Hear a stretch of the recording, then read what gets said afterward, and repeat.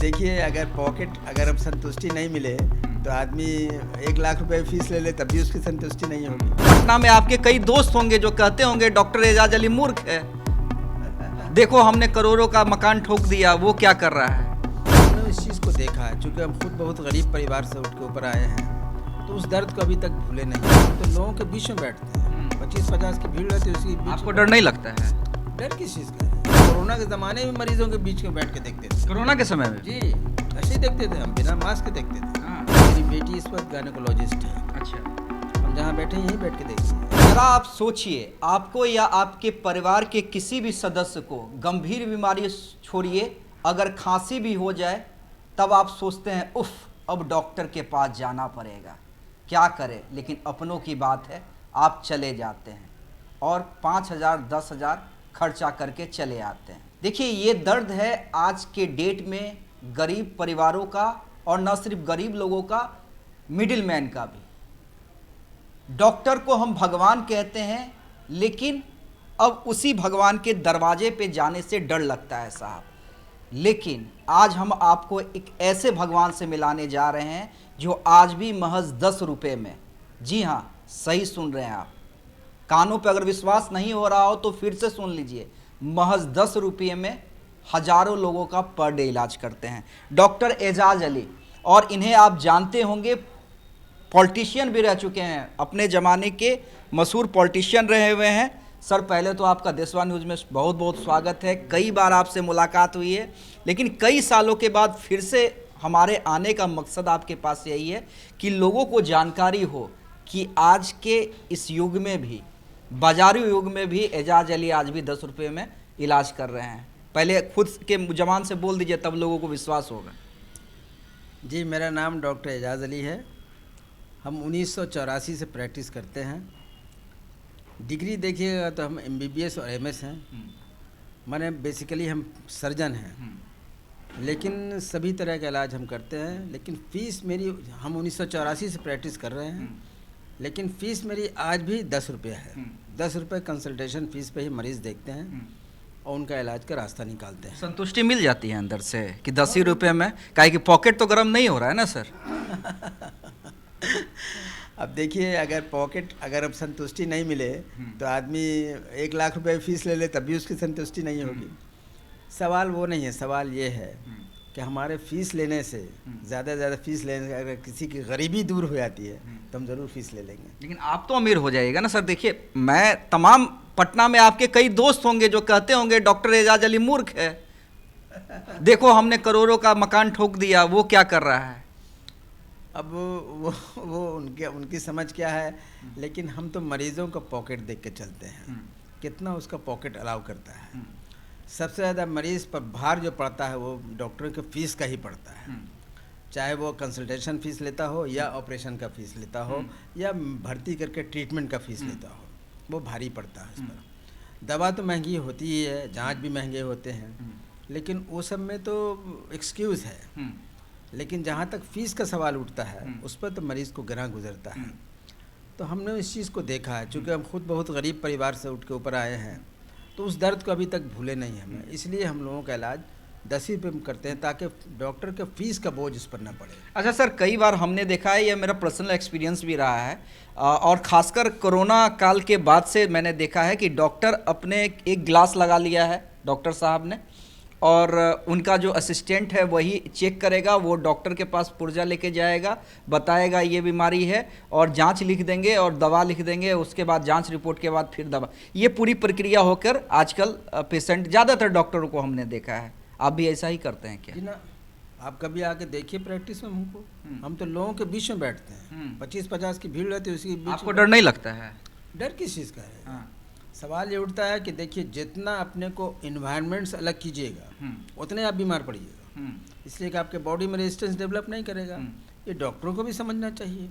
खाली बंद कमरे में बैठ के प्रैक्टिस करने से और मरीजों से अलग रहने से वो तो उनकी इम्यूनिटी कम, खुद ही इम्यूनिटी कम हो जाएगी, उनका रेजिस्टेंस कम हो जाएगा। इसलिए उनको इन्वायरमेंट से अलग नहीं अपने को करना चाहिए। हम वही करते हैं, फॉर्मूला मेरा, हम कोरोना के ज़माने में मरीजों के बीच में बैठ के देखते थे। कोरोना के समय में? जी, ऐसे ही देखते थे हम, बिना मास्क के देखते थे। हाँ। हमको अपने पर विश्वास था कि मेरा, चूँकि हम इन्वायरमेंट से कभी दूर नहीं रहे हैं, इसलिए मेरा रेजिस्टेंस जो है तो काफ़ी है, उसी में ठीक अच्छा, रहे। ये भी तो हो सकता है, देखिए ये भी तो हो सकता है कि 10 रुपया में अगर आप देख रहे हो ताकि ज़्यादा से ज़्यादा पेशेंट आ जाएं और फिर जांच के नाम पे या इलाज के नाम पे दूसरे तरफ से पैसा ये कर ले। इस चीज़ को हम कभी किया ही नहीं है। देखिए, हम लोगों को जो ट्रेनिंग होती है उसमें एक क्लिनिकल एस्पेक्ट होता है, तो क्लिनिकल एस्पेक्ट जब तक आपका ठीक नहीं है तो आप इलाज क्या कीजिएगा? मशीन के जांच से आप इलाज कीजिएगा, मशीन अगर गलत रिपोर्ट दे देगा तब? मशीन गलत रिपोर्ट कैसे दे देगा? मशीन ही ना है। यहाँ पे तो डॉक्टर लोग कहते हैं कि फलना जगह से जाके ही रिपोर्ट लाइए तभी मान्य होगा। देखिए, सबसे पहले डॉक्टरों को जब मरीज का इलाज करते हैं तो सबसे पहले उनको क्लिनिकली देखना चाहिए कि कौन बीमारी हो सकता है। बीमारी 10 थोड़े होता है, बीमारी तो 1 ही 2 होता है, उसी का असर पूरे बॉडी में पड़ता है। अगर उस बीमारी को वो पहचान गए तब उनको ज़्यादा जांच कराने की ज़रूरत नहीं पड़ेगी, ज़्यादा दवा लिखने की ज़रूरत नहीं पड़ेगी। ये चीज़ होना चाहिए। तो क्लिनिकल नॉलेज को नहीं लगाइएगा, फिर आप 1000 जांच कराते रहिए, अब कभी सही इलाज नहीं कर पाइएगा। कभी जांच कराओ, अच्छा इसमें जाए तो ये जांच कराओ, फिर ये नहीं आए तो वो जांच कराओ, तो उसमें तो मरीज का तो कबाड़ा हो जाता है ना। इसलिए मेरा जो अपना थ्योरी है उस हिसाब से हमने हमेशा क्लिनिकल नॉलेज को ज़्यादा अप्लाई किया कि ये जैसे सर्दी खांसी लेके आता है, एक मौसम होता है, उसमें एक एंटीबायोटिक दे दिया, एक पेन किलर मैंने फीवर काटने की दवा दे दिया, अगर खांसी दवा दिया 3 दिन में ठीक हो जाएगा वो। अब उसके लिए 25 तरह का जाँच क्यों करवाएंगे?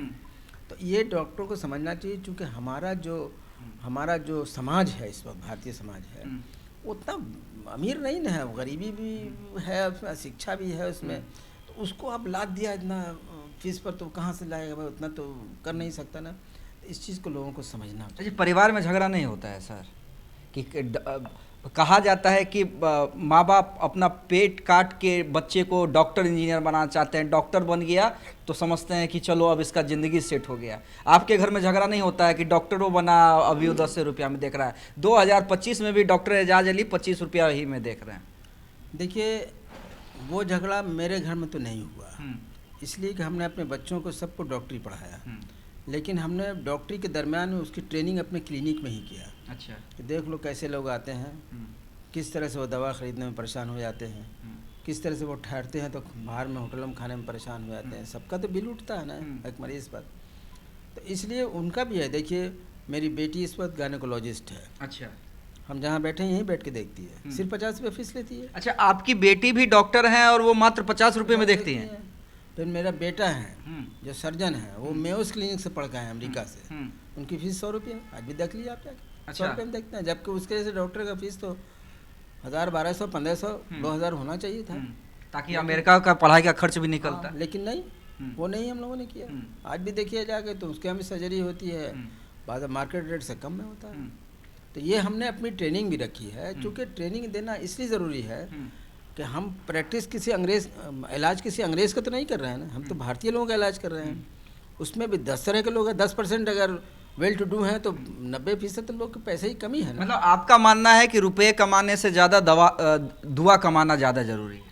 वो तो हमने कमाया ही है, हमको सब कुछ मिला है इसी पैसे में, इसी कम पैसे में हमको शोहरत भी मिली, मेरे पास इसमें कमी भी नहीं है किसी चीज़ का, और सेटिस्फाइड भी हैं कि साहब हमने इतने लोगों का इलाज किया। आज भी किसी गांव में जाते हैं तो लोग खड़ा हो जाता है कि डॉक्टर साहब आ गए। डॉक्टर साहब किस लिए?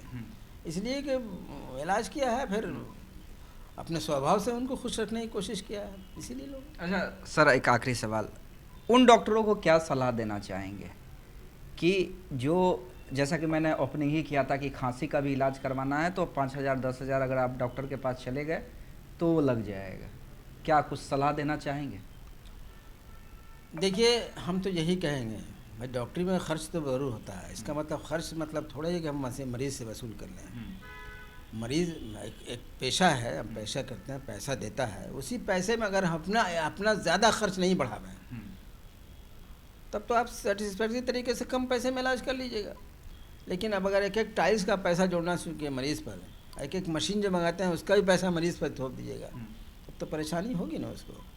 तो इसलिए हम समझते ये हैं कि अगर मशीन को डॉक्टर ख़रीदता है, एक VIP नर्सिंग होम बनाता है, तो जो खर्च होता है वो कोशिश ये ना करे कि हम 5 महीने में वसूल कर ले लो, धीरे धीरे करके वो तो आएगा ही पैसा। आज सबसे पहले मशीन खरीद लिया या आपने नर्सिंग होम बना लिया, वो तो आपकी प्रॉपर्टी हो गई। अब प्रॉपर्टी तो आपकी हो चुकी है वो, अब उसके लिए मरीज़ पर क्यों भार देते हैं? मरीज़ का तो सस्ते में इलाज कीजिए ना। चलिए देखिए, 2025 में भी डॉक्टर एजाज अली यही सीख दे रहे हैं कि अरे रुपये तो आप कमा लीजिएगा अपनी ज़िंदगी में, लेकिन रुपये से ज़्यादा दुआ कमाइए। आप सोचिए ज़रा, 2025 में मात्र 10 रुपये में ये मरीजों को देख रहे हैं। हम वो विजुअल भी दिखलाएंगे इनके हॉस्पिटल की, जहाँ पर देख लीजिए हर तबके के लोग, हर समाज के लोग, हर धर्म के लोग, किस तरह भीड़ है कि डॉक्टर साहब खुद से देख ले ताकि उनका अच्छे से इलाज हो सके। बहुत बहुत धन्यवाद।